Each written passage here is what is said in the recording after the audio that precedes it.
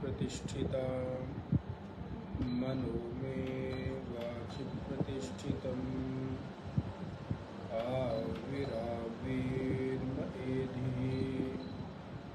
वेदस्य माणिस्थः श्रुतं मे मा प्रहासीः अनेनाधीतेन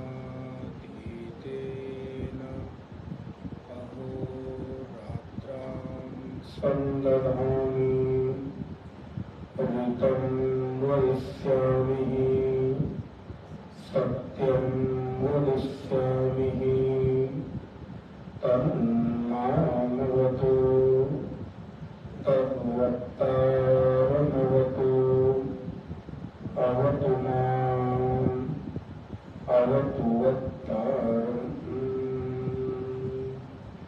अवतु वक्तारम्।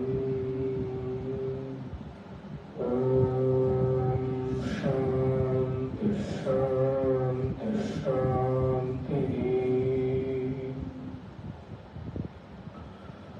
नारायणं नमस्कृत्य नरं चैव नरोत्तमं देवीं सरस्वतीं व्यासं ततो जयमुदीरयेत्। सदाशिवसमारम्भां शङ्कराचार्यमध्यमाम् अस्मदाचार्यपर्यन्तां वन्दे गुरुपरम्पराम्। वागवधाय सम्पृक्तो वागवधः प्रतिपत्ते जगतः पितरो वन्दे पार्वती परमेश्वरौ।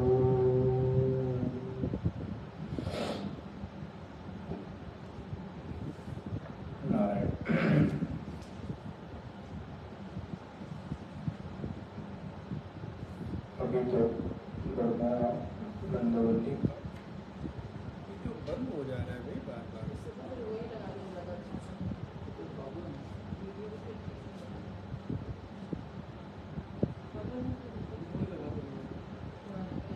ब्रह्मानंदवल्ली के प्रथम अनुवाद का पाठ करें। चलो अभी तो ऐसे आ रहा है, आवाज़ तो पहुंच ही रही है। हाँ, इसका तो ये है ना, ओम शन्नो मित्रः संवरुणः शन्नो भवत्वर्यमा शन्न इन्द्रो बृहस्पतिः शन्नो विष्णुरुक्रमः नमो ब्रह्मणे नमस्ते वायौ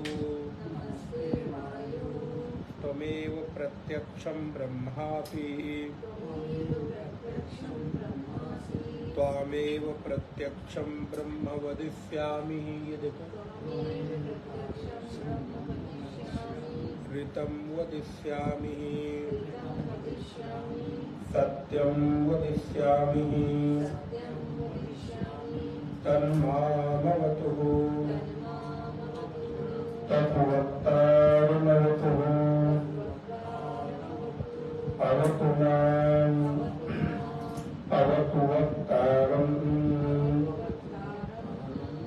ॐ सहना भवतु सहनो भुनक्तु सह वीर्यं करवावहै तेजस्विनावधीतमस्तु मा विद्विषावहै। ॐ शान्ति शान्ति शान्तिः।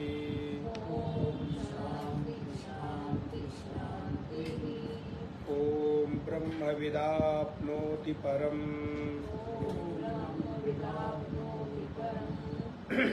तदेशाभ्युक्ता सत्यं ज्ञानमनन्तं ब्रह्म यो वेद निहितं गुहायां परमे व्योमन् सो अश्नुते सर्वान् कामान् सः ब्रह्मणः विपश्यतेति तस्माद् वा एतस्माद् आत्मनः आकाशः सम्भूतः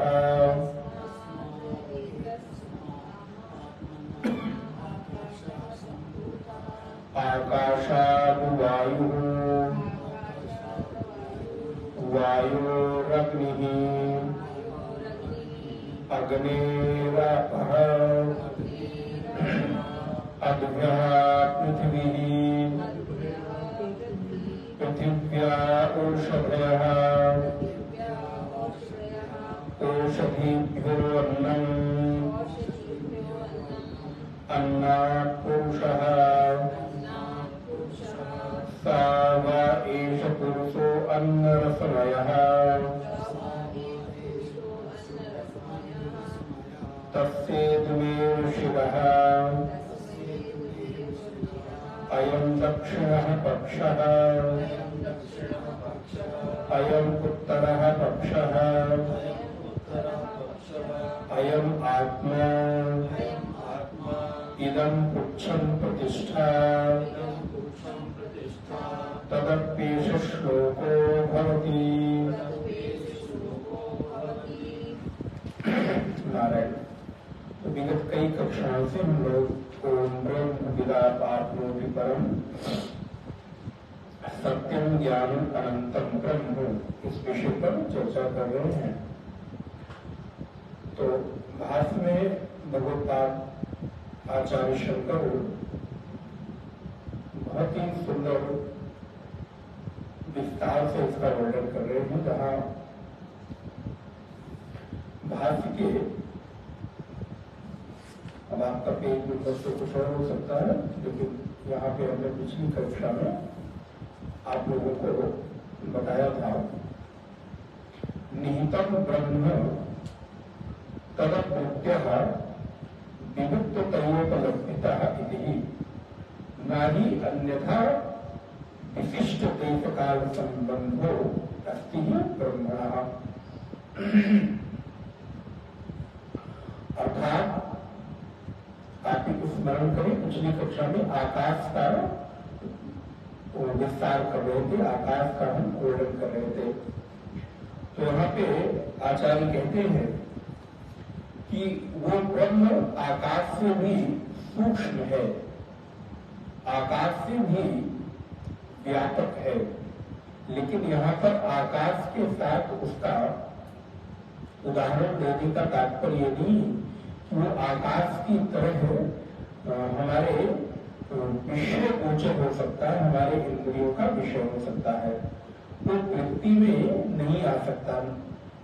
इसलिए उस आकाश को उपासना के अंग रूप से यहाँ पर बतलाया गया। अर्थात आकाश को हम अपने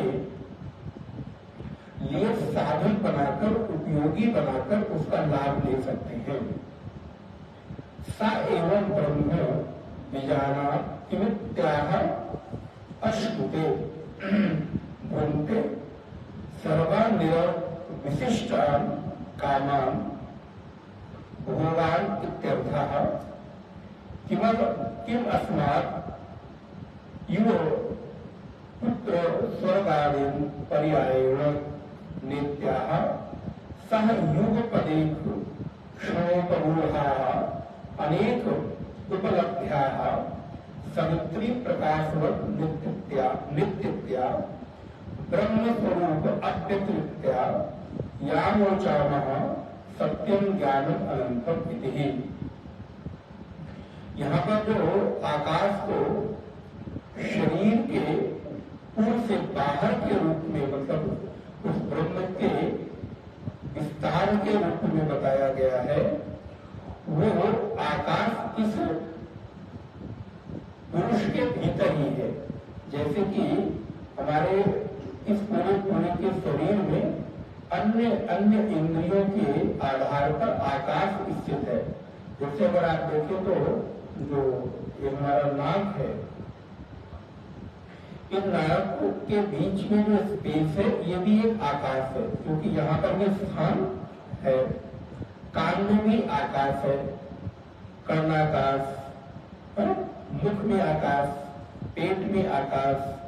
तो इसका तात्पर्य कि जहां जहां हमारे शरीर में स्थान है, वहां वहां उस आकाश का हमको अनुभव होता है, अर्थात स्पेस का हमको अनुभव होता है।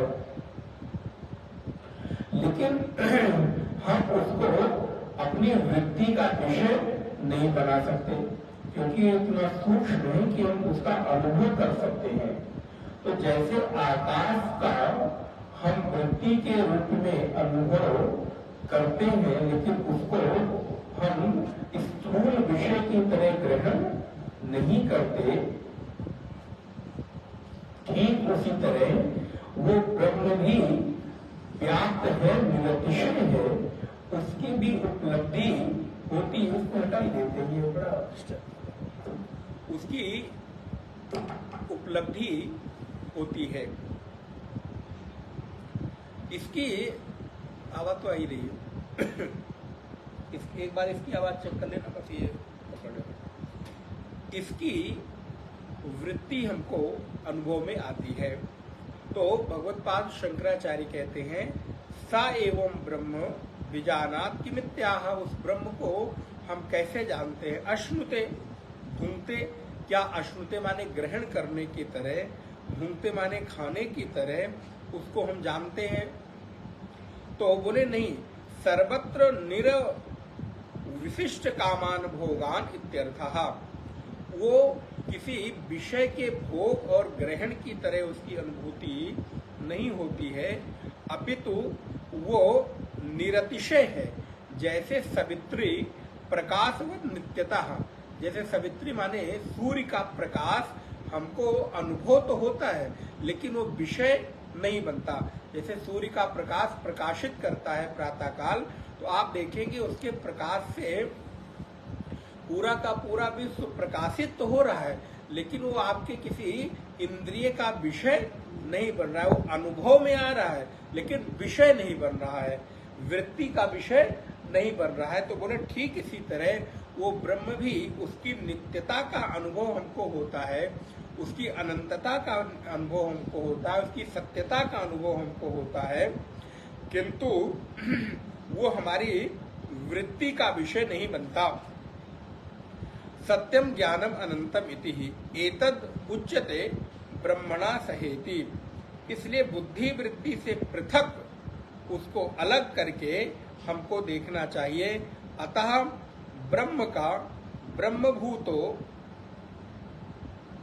विद्वान ब्रह्म स्वरूपेणैव सर्वान् कामान् सहश्नुते न यथा उपाधिकृतेन स्वरूपेण आत्मनः जल सूर्यकादिः वत् प्रतिबिंब भूतेन संसारिकेण धर्मादि निमित्तोपास्य चक्षुरादि करणों अपेक्षा कामान पर्यायण अश्नुते लोकः। अब कहते हैं ब्रह्म का किसी देश और काल के साथ कोई संबंध नहीं है। ब्रह्म स्वरूपेण सर्वान कामान अश्नुते न यथोपाधिकृतेन स्वरूपेण, जैसे सूर्य का प्रकाश के साथ। लेकिन जब सूर्य का प्रकाश किसी जल में प्रतिबिंबित होता है तो वो प्रतिबिंब का हम अनुभव कर लेते हैं, लेकिन वो प्रतिबिंब हमको पकड़ में नहीं आता। आप लोगों ने देखा होगा परछाई कभी कभी हम लोगों की जल में पड़ती है। बाल्टी में आप पानी भर के रख लीजिए, उसमें आप अपना चेहरा देखिए तो आपकी परछाई दिखेगी। अथवा सूर्य भगवान के सामने जल भर के रख दीजिए तो सूर्य का प्रतिबिंब उस जल में परिलक्षित होता है। क्यों हो रहा है? क्योंकि बोले सूर्य का प्रकाश सर्वव्यापक है। तो सर्वव्यापक होने के नाते हमें अगर उसकी उपलब्धि करनी हुई तो हमें सर्वव्यापकता की उपलब्धि तो नहीं हो रही थी, लेकिन जैसे ही हमने किसी करण के माध्यम से उस प्रकाश को देखने का प्रयास किया तो उस हमारे करण में, भाई बाल्टी या हमारा क्या कहते हैं जो प्रतिबिंब पड़ रहा है जल में, वो करण हुआ। तो उस करण के माध्यम से उसकी सर्वव्यापकता की उपलब्धि हमको हो जाती है, लेकिन पकड़ में नहीं आता। अगर आपको पकड़ना होगा तो बिंब को पकड़ना होगा, आप प्रतिबिंब को नहीं पकड़ सकते। जैसे अगर दर्पण में मुख हमारा दिख रहा है तो अगर हमारे मुख को पकड़ना है तो हम दर्पण में नहीं पकड़ेंगे, बल्कि अपना मुख पकड़ेंगे तो दर्पण में अपने आप मुख पकड़ा हुआ हो जाएगा। खुद को टीका तिलक लगाएंगे तो प्रतिबिंब में अपने आप टीका लग जाएगा उसमें। लेकिन अगर हम शीशे में लगाते रहें तो बोले फिर कभी भी आपके बिंब में तिलक नहीं लगेगा। तो ठीक इसी प्रकार चैतन्य की सर्वव्यापकता तो पूरे विश्व में है, कण कण में है, लेकिन उपलब्धि अंतःकरण में होती है। जैसे सूर्य के प्रकाश की सर्वव्यापकता तो है, किंतु सर्वव्यापकता को अगर कहीं उपलब्ध करना है तो उसके लिए आपको जल और जल में पड़ने वाले प्रतिबिंब को देखकर अनुमान करना होगा, उसको वहां पर ग्रहण करना होगा। ठीक इसी प्रकार आत्म चेतना का भी ग्रहण सर्वव्यापक होता हुआ भी बुद्धि रूपी गुहा में ही हो सकता है। इसके अतिरिक्त और कहीं उसके प्रतिफलन की संभावना नहीं है। अच्छा, बिंब में अगर दोष होगा तो प्रतिबिंब में अपने आप दोष होगा ही होगा। इसलिए सूर्य रूपी बिंब की परछाई जब पड़ती है जल में तो हमको सूर्य उसी रूप में भासित होता है जैसा होता है। यदि आप प्रातः काल बाल्टी रखेंगे तो सूर्य की प्रकाश बहुत तेज आपको उपलब्धि नहीं होगी, मंद होगा। 10 बजे रखें तो वैसा होगा, 11 बजे रखें तो और तेज होगा, 12-1 बजे धूप में खिलखिलाती हुई रखें बड़ी कड़ी दोपहरी में तो आपका प्रतिबिंब भी उतना ही तेज चमकता हुआ अनुभव में होगा। अच्छा, अभी बदली है, बारिश का मौसम है, अभी आप ले जाकर सूर्य के नीचे जल रख दीजिए तो आपका प्रतिबिंब कैसा होगा? बोले महाराज कई बार कोशिश करके भी शायद प्रतिबिंब पड़े ही ना, क्योंकि उस बिंब में वो जो प्रकाश मानता है उसकी स्पष्टता नहीं है। वैसे ही जैसे सूर्य के प्रकाशमानता की स्पष्टता और अस्पष्टता से हमारे प्रतिबिंब में प्रभाव पड़ता है, ठीक उसी प्रकार हमारी सत्यता, अनंतता और सर्वव्यापकता का भी प्रभाव चित्त के अंतःकरण में जैसा वो करण होगा उस करण की अपेक्षा से उस चैतन्य की भी प्रतिबिंब की अनुभूति हमको होगी। किसी को होती है और किसी को नहीं होती, किसी को थोड़ी होती है, किसी को कम होती है। इसलिए आज तक सभी की अनुभूति अलग अलग है। कभी किसी की अनुभूति उस चैतन्य को लेकर एक नहीं हो पाई। किसी ने कुछ कहा तो किसी ने कुछ कहा। वो कहानी आप करिएगा कि हाथी को जिसने जैसे जैसे पकड़ा वैसे वैसे उसको हाथी दिखा। कथा आपको याद आ गई होगी।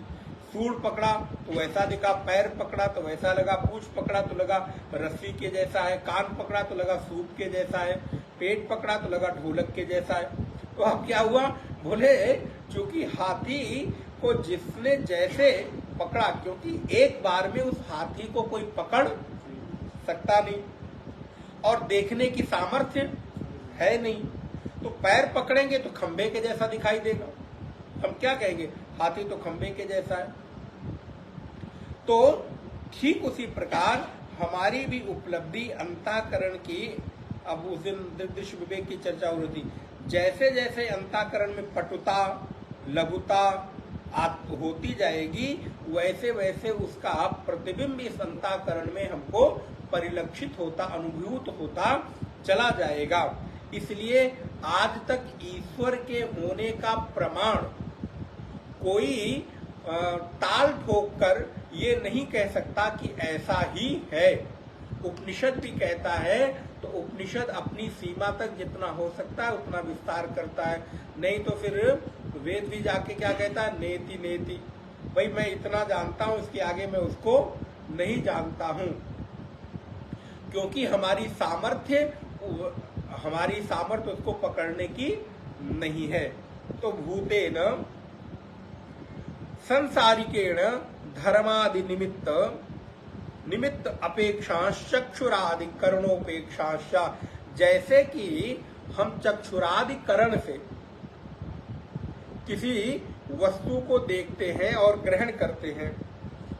अभी मान लीजिए हमने इस पेपर वेट को देखा, हमने इस माइक को देखा, हमने इस मोबाइल को देखा, हमने इस पुस्तक को देखा, तो जैसे चक्षुरादि करण से हम विषयों को ग्रहण कर रहे हैं, इसकी वृत्ति को आकार बना रहे हैं, वैसा उस चैतन्य को अपनी वृत्ति का आकार नहीं दे सकते कि वो ऐसा ही है।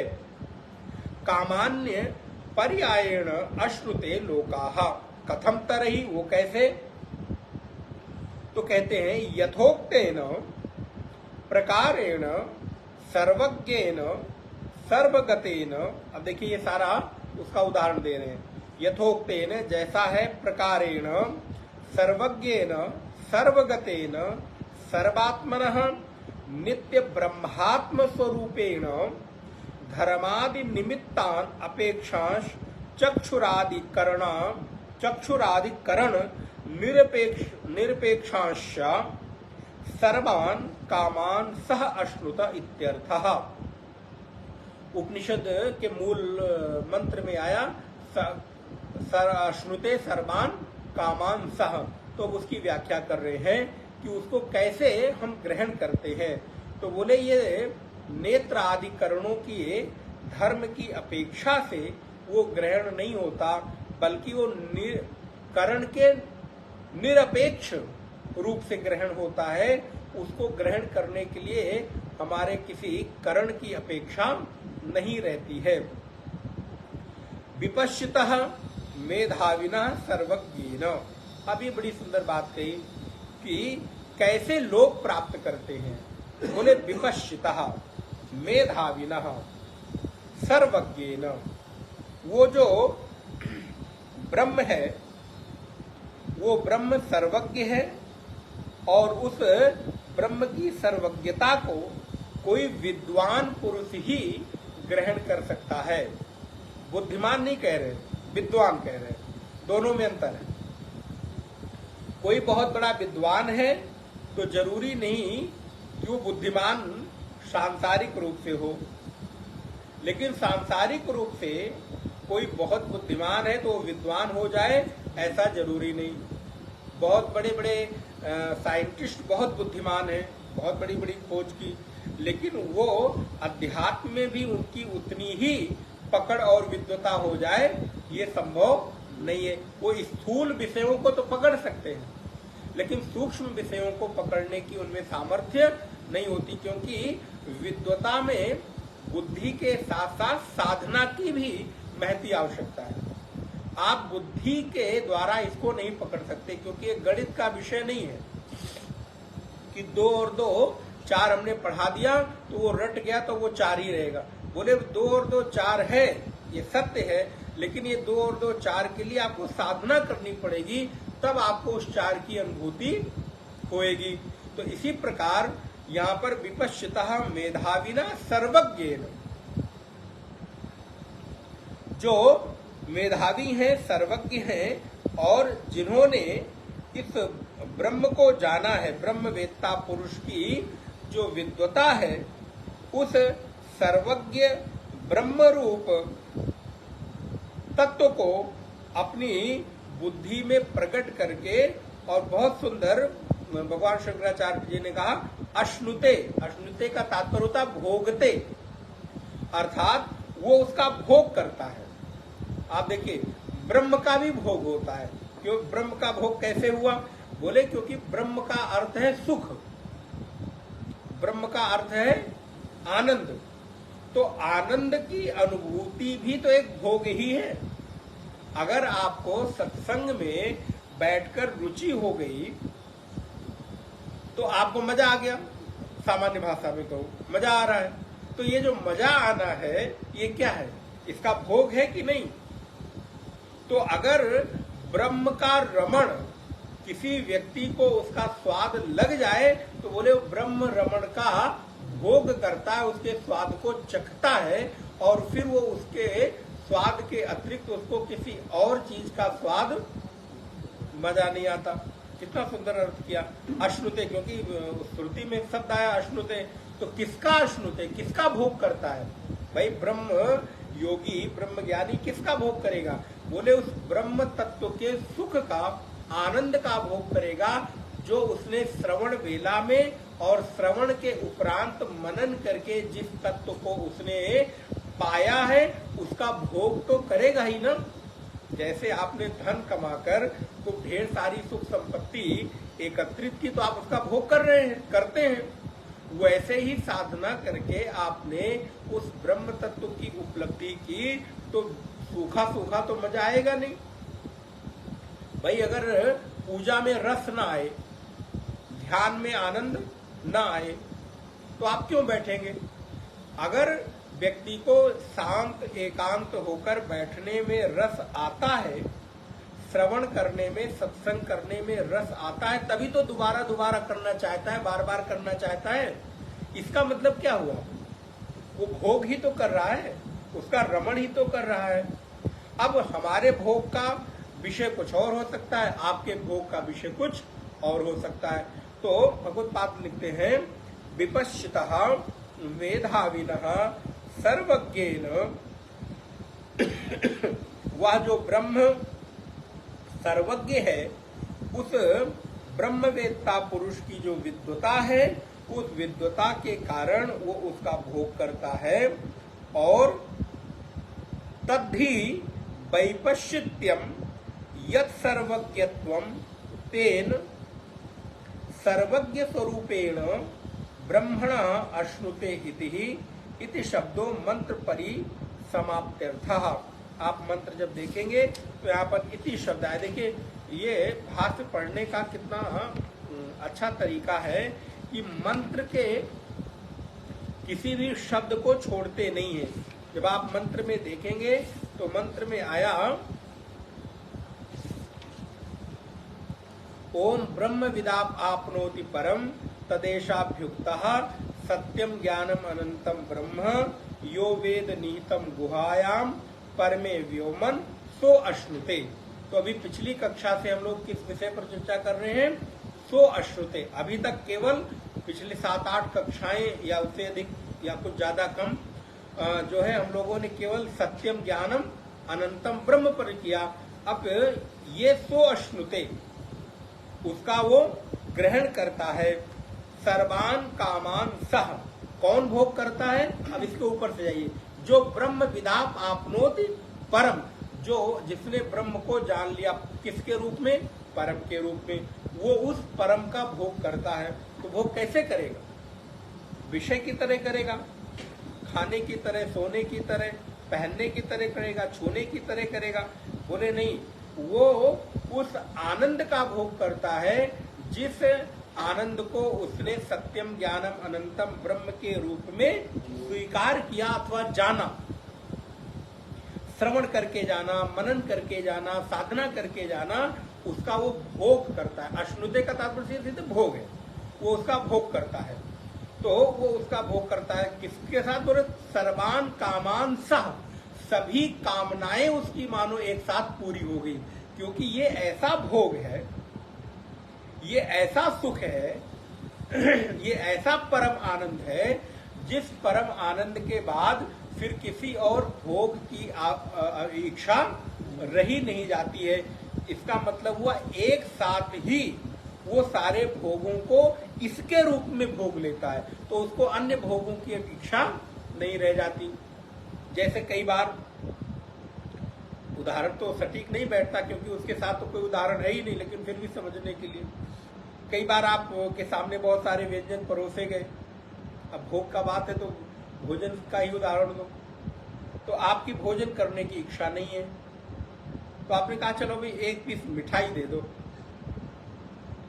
रसगुल्ला दे दो, या अब खीर दे दो भाई, चलो सावन का महीना चल रहा है, रसमलाई दे दो। अब आपने एक कटोरी रसमलाई खीर ले ली और आपने उसको खा लिया, आप तृप्त हो गए, तो आप क्या कहते हैं? वाह, हमने सब। इसका तात्पर्य हुआ कि उस एक कटोरी रसमलाई या खीर या मालपुआ जो भी आपने खाया, उसमें आपने सारे व्यंजनों का भोग एक साथ भोग लिया।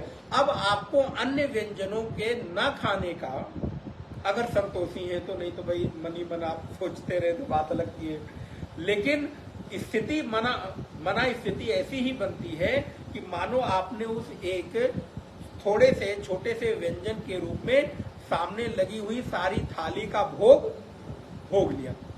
होता है कि नहीं कि आपने एक रसगुल्ला खाया और आपको लगा आपने सारा भोजन कर लिया, अब आपको अन्य भोजन को भोगने की आवश्यकता महसूस नहीं होती। ऐसे ही, अब ये उदाहरण बहुत सटीक नहीं है, लेकिन उस ब्रह्म के लिए और कोई उदाहरण बचता ही नहीं, तो क्या करें, थोड़े थोड़े उदाहरणों को समझना पड़ता है। वैसे ही इस ब्रह्म के भोग के आगे अगर इसका भोग हमको मिल जाए, भोगने को इसका सुख मिल जाए, इसका आनंद मिल जाए, एक रस टपक जाए जीवा पर, तो फिर मानो संसार के सारे रस फीके पड़ जाते हैं। आपको लगता है कि अरे सारे भोग हमने भोग लिए, अब मुझे अन्य किसी भोग को भोगने की आवश्यकता है ही नहीं। जब ब्रह्मानंद का भोग लग जाए तो विषयानंद का आनंद कहाँ आएगा? पंचदशी में 5 अध्याय ही है, पंचदशी में 5 अध्याय हैं जो आनंद के ऊपर है, 5 है सत्य के ऊपर और 5 है अनंत के ऊपर। तो 5 अध्यायों में एक अध्याय का नाम है विषयानंद। पता नहीं आप लोगों ने पढ़ा कि नहीं पढ़ी, कभी कल ही चर्चा हो रही थी। पंचदशी बहुत अच्छा ग्रंथ है, कभी शुरू करेंगे थोड़ा थोड़ा ही। तो उसमें आनंद के 5 अध्याय, और 5 अध्याय में एक अध्याय का नाम ही पंचदशीकार ने विषयानंद रख दिया। बोले क्योंकि जब तक विषयानंद का भी भोग का अनुभव नहीं होगा, तब तक आपको ब्रह्मानंद के अनुभव का जो स्वाद है, उसकी महिमा पता ही नहीं चलेगा। अब भाई मीठा आप बाद में क्यों खाते हैं? क्योंकि आपको लगता है इसको खा के हम तृप्त हो जाएंगे, जो तीखा लगा है, खट्टा लगा है, कड़वा लगा है, वो सब इसमें अपने आप समाहित हो जाएगा। तो चूंकि पहले आपने वो तीखे, कड़वे, खट्टे भोगों का भोग लिया है, इसलिए वो मीठे भोग का आप आनंद लेकर अन्य विषयों को छोड़ दे रहे हैं। और मीठा खाने के बाद फिर आपको कोई 1 चम्मच दाल खा लीजिए, अच्छा 1 चम्मच सब्जी खा लीजिए, तो क्या मन करेगा? बोले नहीं, क्योंकि अब तृप्त हो गए बाबा महाराज, अब कुछ नहीं चाहिए। बोले वैसे ही ब्रह्मानंद के भोग के पश्चात अथवा ब्रह्मानंद के आनंद के पश्चात अन्य किसी आनंद की इच्छा रह ही नहीं जाती है। तो सो अश्नुते सर्वान कामान सह, ये एक साथ मानो सारे भोगों को वो भोग लेता है और उसको अन्य किसी भोग की इच्छा नहीं रह जाती है। अब हम आगे थोड़ा बढ़ते हैं। ब्रह्मणा अश्नुते इति शब्दो मंत्र परिसमाप्त्यर्थः। सर्व एव वल्यार्थो ब्रह्म विदाप आपनोति परम इति ही ब्राह्मण वाक्येन सूत्रितः। यहाँ पर भगवत्पाद कहते हैं कि पूरे के पूरे अनुवाद का जो अगर अर्थ निकालना हो, एक पूरे इस ब्रह्मानंद वल्ली के प्रथम अनुवाद को एक शब्द में, एक लाइन में कहना हो तो वो क्या होगा? तो बोले ब्रह्म विदाप आपनोति परम, ब्रह्मविद उस परम को प्राप्त करके मानो सब कुछ प्राप्त कर लेता है। ये पूरी वल्ली का वाक्यार्थ हुआ। तो ये अर्थात पूरी वल्ली को सूत्र रूप में कहना हो तो क्या कहेंगे? ब्रह्म विदाप आपनोति परम। अगर आपको कभी मानो कोई ब्रह्मानंद वल्ली के पूरे वल्ली का सार पूछे तो आप इतनी लाइन भी अगर बता दें या स्मरण कर लें कि ब्रह्म विदाप आपनोति परम सोश्नुते सर्वान कामान सा, तो बस उतने में ही मानो पूरी ब्रह्मानंद वल्ली का सार है। और ये तो हमारे शास्त्रों का महिमा है कि वो सूत्र रूप में कोई बात कह देते हैं, फिर विस्तार होता रहता है।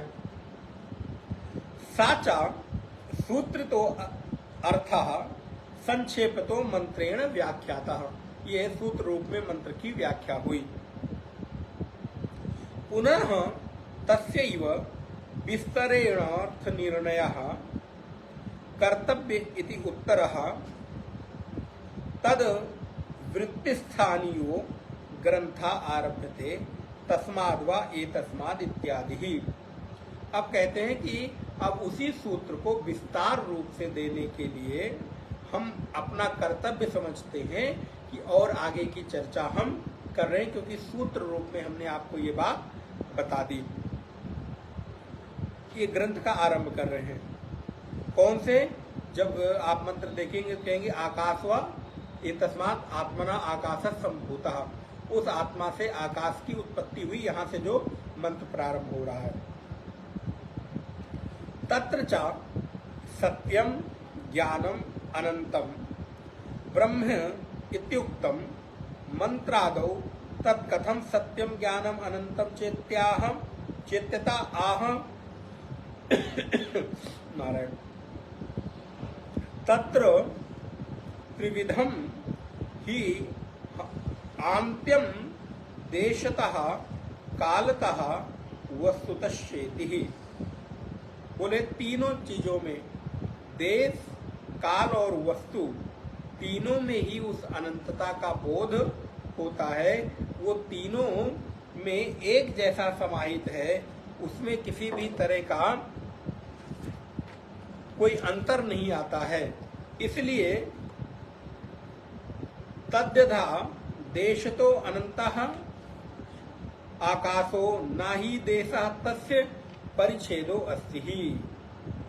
अब बोले देश में वो है तो देश के स्थान पर, अनंत के स्थान पर आकाश ही एक दिखाई देता है जो हमको उसके जैसा अनुभव में आता है। तो वो सत्य और ज्ञान अनंत कैसा है? तो वो इन तीनों चीजों को बताया। देशतः, कालतः, वस्तुतः। ऐसी अनंतता तीन प्रकार की है। अर्थात इसकी अनंतता का प्रकार कैसा है? तो तीन प्रकार का है। देशतः अनंत है, कालतः अनंत है और वस्तुतः अनंत है। अगर कहीं वस्तु के रूप में भी देखोगे तो वहां भी अनंत के रूप में है, जहां उसका पार नहीं पाएंगे। देश के रूप में भी वो अनंत है और काल के रूप में भी अनंत है। अर्थात काल मिट जाएगा लेकिन वो नहीं मिटेगा, काल बीत जाएगा लेकिन वो नहीं बीतेगा। वस्तु समाप्त हो जाएगी लेकिन वो समाप्त नहीं होगा। देश मिट जाएंगे लेकिन वो नहीं मिटेगा। अनंत हो कहते ही उसी को है ना, जिसका कभी खंडन ना हो, जिसका कभी मिटे ना। तो ये इन तीन प्रकार से इसकी अनंतता का बोध होता है। देशतः, कालतः और वस्तुतः, ये तीन प्रकार की इसकी अनंतता कही गई है। और जैसे आकाश, ये आकाश भी देश, काल में अनंत है और कहीं भी वो कटा नहीं हुआ है। आज अगर हम कहें कि आकाश इस कक्ष में तो है, ड्राइंग रूम में तो है, लेकिन बेडरूम में नहीं है, तो क्या आप मानेंगे? क्योंकि ये भी कहीं भी कटा हुआ नहीं, परिच्छिन्न नहीं है। ये चारों तरफ, हर देश, हर काल और हर वस्तु में व्याप्त है। तो उदाहरण के लिए वैसे ही ये ब्रह्म चैतन्य भी हर देश में, हर काल में, हर वस्तु में व्याप्त है। इसका कहीं भी परिच्छिन्नता नहीं है, परिच्छेद नहीं है, कटा हुआ नहीं है। परिच्छेद का तात्पर्य कटा हुआ नहीं है। हाँ, ना तो कालतः च अंत्यम वस्तुतः आकाशस्य कस्मात् कार्यत्वात्। तो कहीं भी ये नहीं है उस ब्रह्म का देश काल में, वस्तु में कहीं अंत नहीं है। नैवम कैसे नहीं है, अब उसका विस्तार करते हैं। नैवम ब्रह्मणः आकाशवत् कालतो अपि अंतत्वम अकार्यत्वात्। अब कहते हैं क्योंकि कार्य रूप वस्तु ही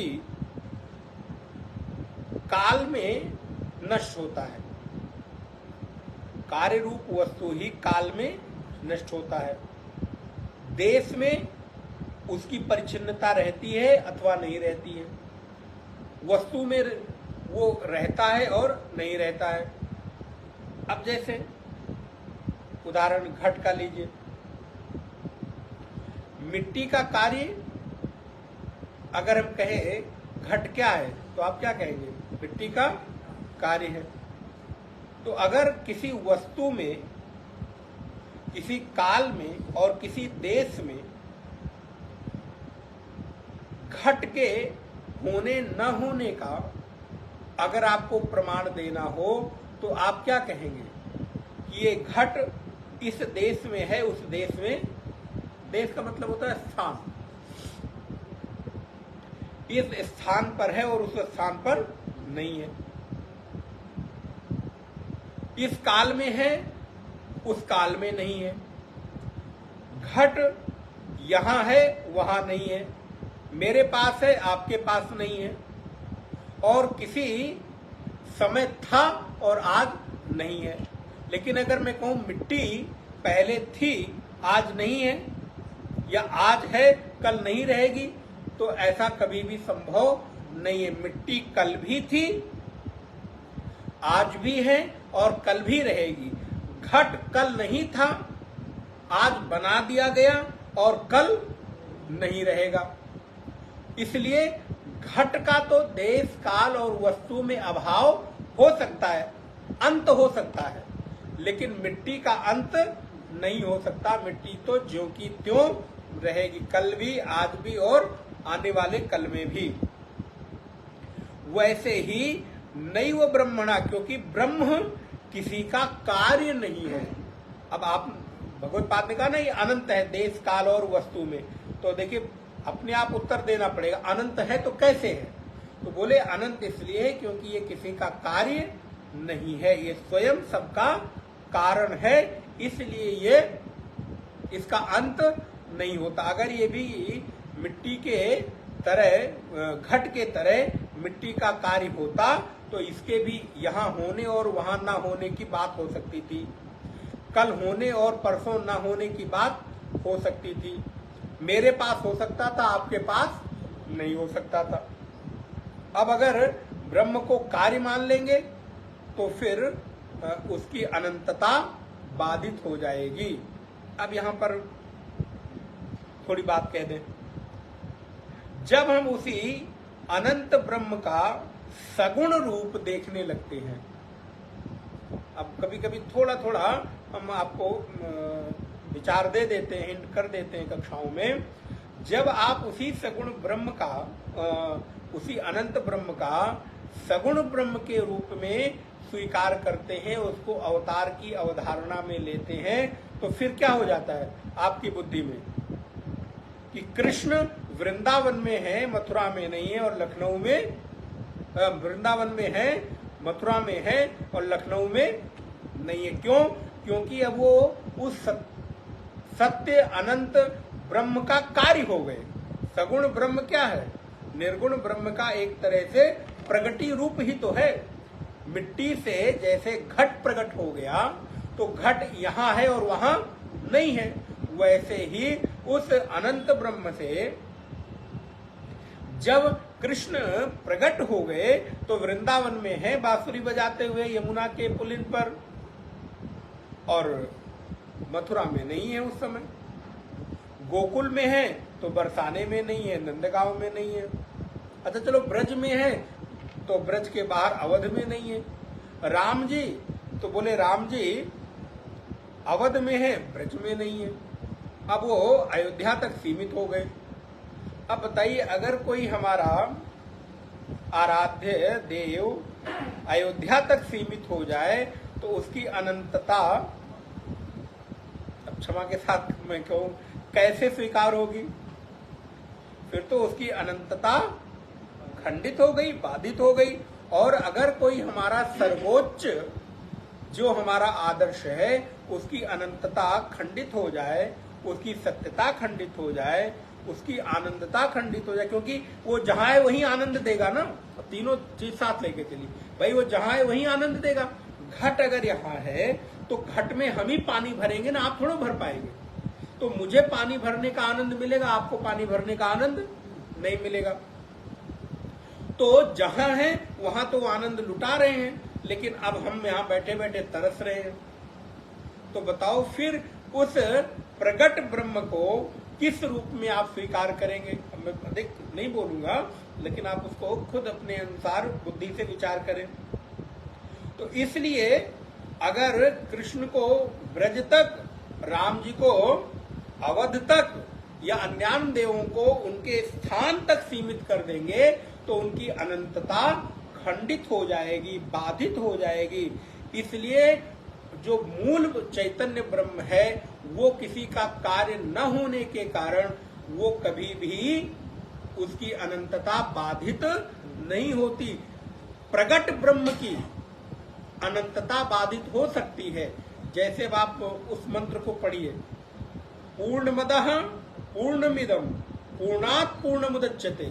वो ब्रह्म भी पूर्ण है, ये ब्रह्म भी पूर्ण है। पूर्ण से पूर्ण को निकालने पर पूर्ण ही बचता है, क्योंकि पूर्ण से जब निकला तो आधा अधूरा नहीं निकला, पूरा निकला। इसलिए वो ब्रह्म भी पूर्ण है, इदम भी और ये भी, वो भी और ये भी, दोनों पूर्ण है। लेकिन यहाँ क्या हुआ? यहाँ तो हमने कह दिया कि कृष्ण प्रकट हुए, राम जी प्रकट हुए, तो केवल यहीं तक रहे,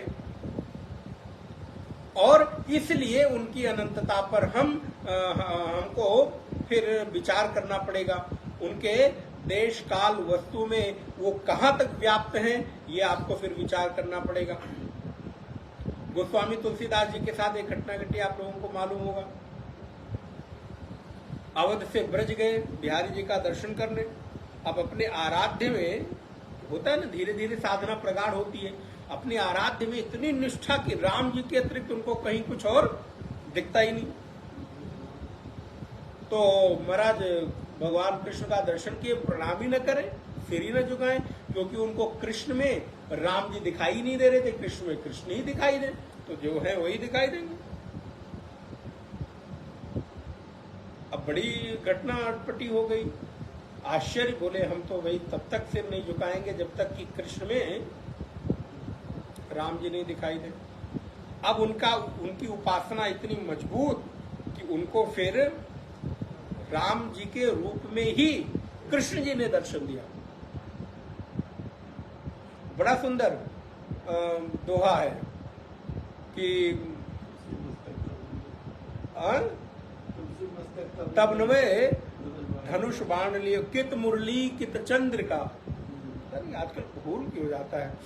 कित मुरली कित चंद्रिका, कित गोपियन के संग, और तुलसी मस्तक तब नवे जब धनुष बाण लियो हाथ। तो जब तक तुलसी का मस्तक नहीं नवेगा जब तक कि आप धनुष बाण नहीं लेंगे। देखो जरा, धनुष बाण लिए हाथ क्या है? नहीं, वो बैठ नहीं रहा है।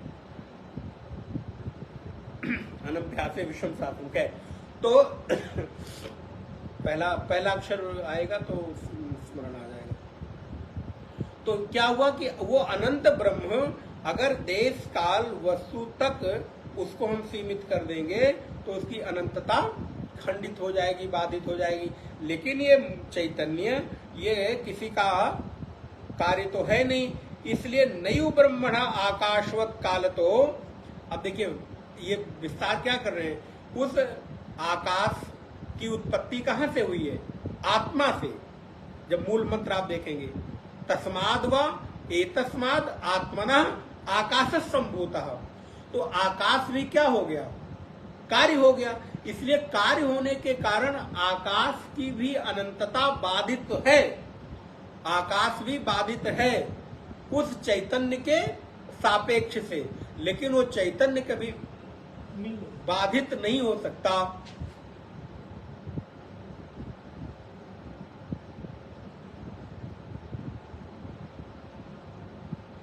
कित मुरली कित चंद्रिका कित गोपियन के संग, अपने जन के कारणे कृष्ण, ये भी है। हाँ, दो आते हैं, अपने जन के कारणे कृष्ण भय रघुनाथ। हाँ, अपने जन के कारणे कृष्ण भय रघुनाथ, इतना डालो खाली, कृष्ण अपने जन के कारणे कृष्ण भय रघुनाथ आया। ओके, हाँ,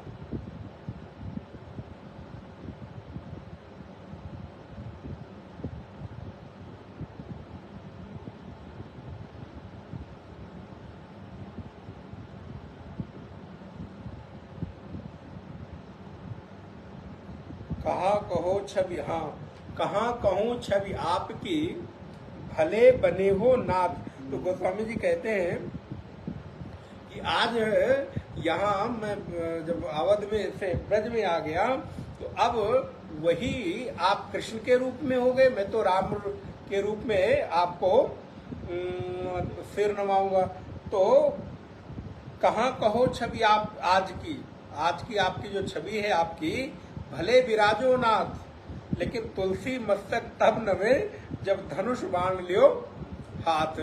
भले यहाँ पर नाथ बन के बैठे हो, बांसुरी लेकर बैठे हो, हमें उससे कोई फर्क नहीं पड़ता, लेकिन हम तो अपना मस्तक तभी नवाएंगे जब आप कृष्ण से रघुनाथ हो जाएंगे। और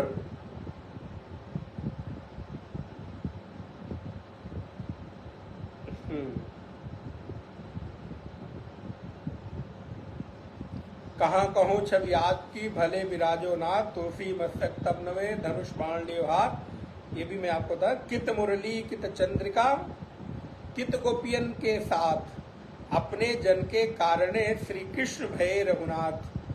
बोले मुरली चंद्रिका गोपियों का साथ ये सब भगवान ने छोड़ दिया।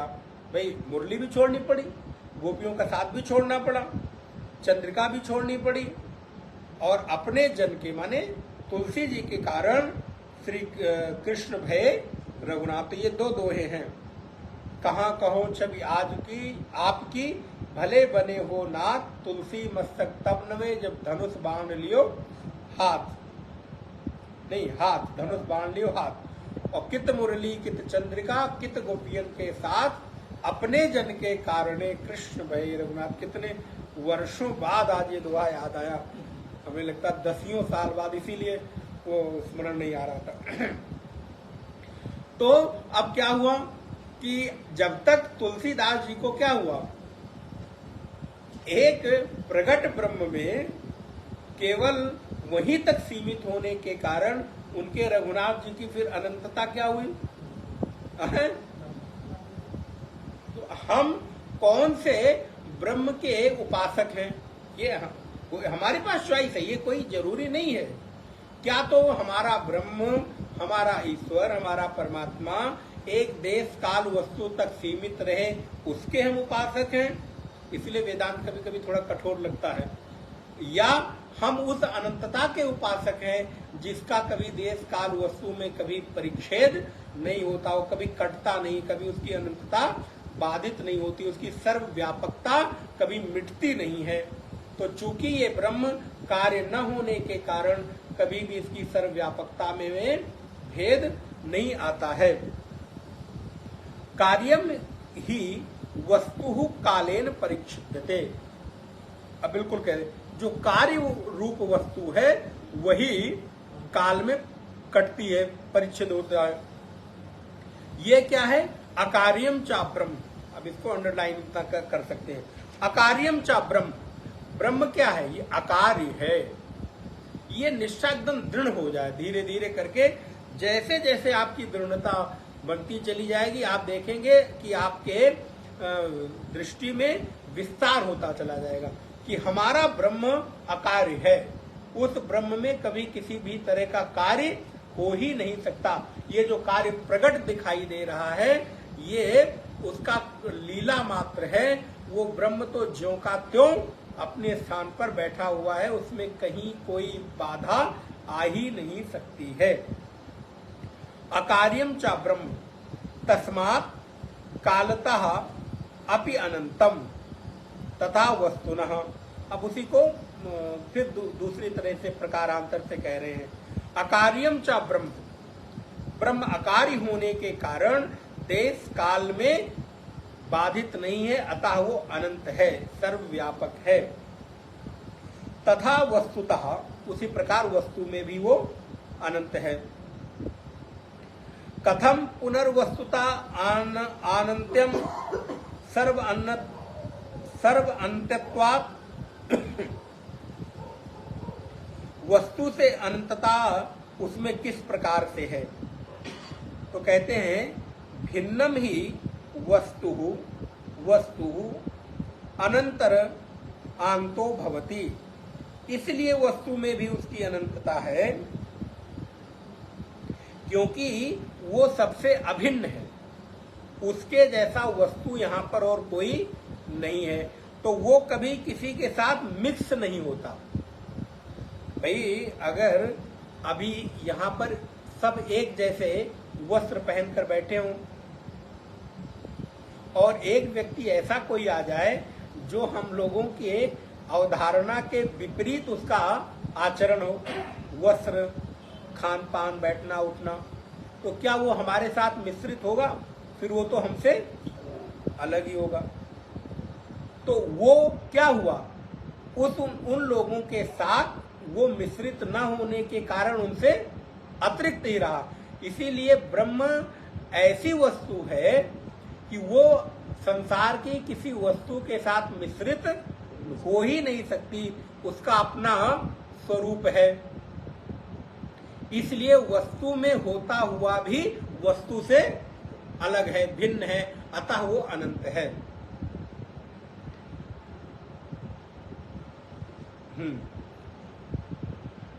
वस्तु अंतर्बुद्धि ही भिन्नम ही वस्तु अंतो भवति। वस्तु अनंतर बुद्धि ही प्रसक्ताः वस्तु अंतर निवर्तते। वस्तु से वस्तु में ही भिन्नता होती है। यतो यस्य बुद्धेः विनिवृत्ति ही सा तस्य अंतः। इसीलिए किसी भी भिन्न वस्तु में जो हमारी बुद्धि वृत्ति है वो किसी अन्य वस्तु के साथ वो व्यक्त नहीं हो सकती है। पृथक होने के कारण वो बुद्धि में हमारे भिन्न प्रकार से पदार्थों में निवृत्त होता है। इसीलिए वो किसी वस्तु में मिश्रित न होने के कारण वस्तु में भी अनंत है और इसीलिए वो अन्य वस्तुओं का अंत है और उसका अंत नहीं है, क्योंकि अन्य वस्तुएं एक दूसरे के साथ मिलकर वैसी ही हो जाती हैं, लेकिन वो कभी किसी के साथ मिलकर वैसा नहीं होता, इसलिए वो अनंत है, उसका कभी अंत नहीं होता। तदाद्याः गोत्व बुद्धि स्वत्व बुद्धि निवर्ततः इत्य स्वत्वंतम गोत्वम इति अंतम एव भवति। जैसे उदाहरण दिया दो चीज का। अगर हमारी बुद्धि में गोत्व बुद्धि है, गोत्व बुद्धि माने गौ वृत्ति, गौ बुद्धि, तो अगर कई सारे पशु हों और हम पहचान न कर पा रहे हों, जैसे दो उदाहरण दिया, घोड़ा और गाय, तो अगर हमने कभी दोनों के अंतर को न देखा हो तो घोड़ा और गाय एक ही जैसे हमको लगेंगे। तो जैसे हमको ऐसा लगने लगा तो हम क्या कहेंगे, नहीं ये घोड़ा नहीं ये गाय है। तो जैसे ही हमने आपको कहा कि दिखने वाला पशु घोड़ा नहीं गाय है, तो क्या हुआ, आपकी बुद्धि से अश्व बुद्धि निकल गई और गोत्र बुद्धि आ गई। अब आप कंफर्म हो गए कि ये घोड़ा नहीं ये गाय है। अच्छा, गायें खड़ी हों लेकिन आप ना पहचानते हो, आप कहते हैं घोड़ा है, तो हम क्या कहेंगे कि नहीं नहीं ये घोड़ा नहीं ये गाय है। तो आपकी बुद्धि से अश्व बुद्धि निकल गई और गोत्र बुद्धि आ गई। तो ठीक उसी प्रकार अभी तक हम लोगों की बुद्धि में, देखिए कितना सुंदर सटीक उदाहरण, अभी तक हम लोगों की बुद्धि में सारी वस्तुओं के स्थान के काल के अंत का अनुभव है। भाई अभी तक हमने जितना भी अनुभव किया जिस भी पदार्थ का, उस पदार्थ का क्या अनुभव है कि क्या कहते हैं ये वस्तु यहाँ है और यहाँ नहीं है, हम यहाँ हैं वहाँ नहीं है। अब जैसे अगर हमारा ही देखो तो मैं इस सोफे पर हूँ और उस सोफे पर नहीं हूँ, तो हमारी बुद्धि में हमेशा है कि मैं यहाँ हूँ और वहाँ नहीं हूँ, इस काल में हूँ उस काल में नहीं हूँ, इस देश में हूँ उस देश में नहीं हूँ, लखनऊ में हूँ कानपुर में नहीं हूँ, दिल्ली में नहीं हूँ, आगरा में नहीं हूँ, मथुरा में नहीं हूँ, अमेरिका में नहीं हूँ, यूरोप में नहीं हूँ, तो हम इस देश में है उस देश में नहीं है। तो हमेशा अभी तक हमारी बुद्धि क्या बनी रही कि इस देश में है उस देश में नहीं है। तो हमारी बुद्धि में अंत की बुद्धि बनी रही कि जितने जितने भी वस्तु हैं, देश हैं, काल हैं, वो सब समाप्त होने वाले हैं, वो मिटने वाले हैं। इस संसार में कोई भी ऐसी चीज नहीं है जो हमेशा रहती हो। सामान्यतः हम क्या कहते हैं, इस देश सब कुछ छूटता है, यहाँ पर कभी कोई चीज स्थिर नहीं रहा, सब मिटने वाला है। तो सब मिटने वाला है मीन्स सब मिटने वाला, हमने ये मान लिया। तो इसी प्रकार कह रहे हैं कि तुम्हारी बुद्धि में जो सब मिटने वाला है ये बैठ गया है, इसको हटाने के लिए हम कह रहे हैं कि एक वस्तु ऐसा है जो मिटने वाला नहीं है। जैसे गोत्व बुद्धि के लिए अश्व बुद्धि और अश्व बुद्धि के लिए गोत्व बुद्धि, कि घोड़ा है तो घोड़ा बुद्धि हटाने के लिए, अश्व बुद्धि हटाने के लिए हमने गौ है। तब आपने क्लियर मान लिया, क्योंकि आपने मुझको प्रमाण माना है कि अगर स्वामी जी कह रहे हैं कि ये अश्व नहीं घोड़ा है तो इसका मतलब ये वो अश्व नहीं गाय है तो गाय ही है, तो आपने उसको प्रमाण से मान लिया, भले ही वो चाहे जो हो। तो ठीक उसी प्रकार शास्त्र कह रहे हैं, सदगुरु कह रहे हैं कि यहाँ पर देश काल वस्तु में एक चीज ऐसी है जो मिटने वाली नहीं है। तो आपकी बुद्धि में अंत वाली जो बुद्धि है वो मिट जाएगी, हट जाएगी, और अनंत वाली बुद्धि आकर स्थिर हो जाएगी। बहुत सुंदर। मैं ये पैराग्राफ पढ़ दूं फिर पूरा करूं। गोत्र बुद्धि अश्व बुद्धि निवृत्तः इत्या स्वातंत्रम गोत्रोत्तमन्तेव भवति च आंतो भिन्नेषु वस्तुषु दृष्टो नैवं ब्रह्मणो भेदः। उसी प्रकार ब्रह्म में कोई भेद नहीं है, अतः वस्तु अपि अंत्यम, इसलिए वो वस्तु में भी अनंत है। अब अगली कक्षा में हम लोग इसको देखते हैं।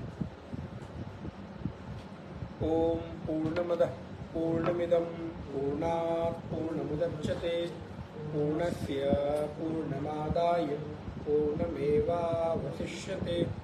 ओम शांति शांति शांति। हरि ओम। श्री गुरुभ्यो नमः। हरि ओम।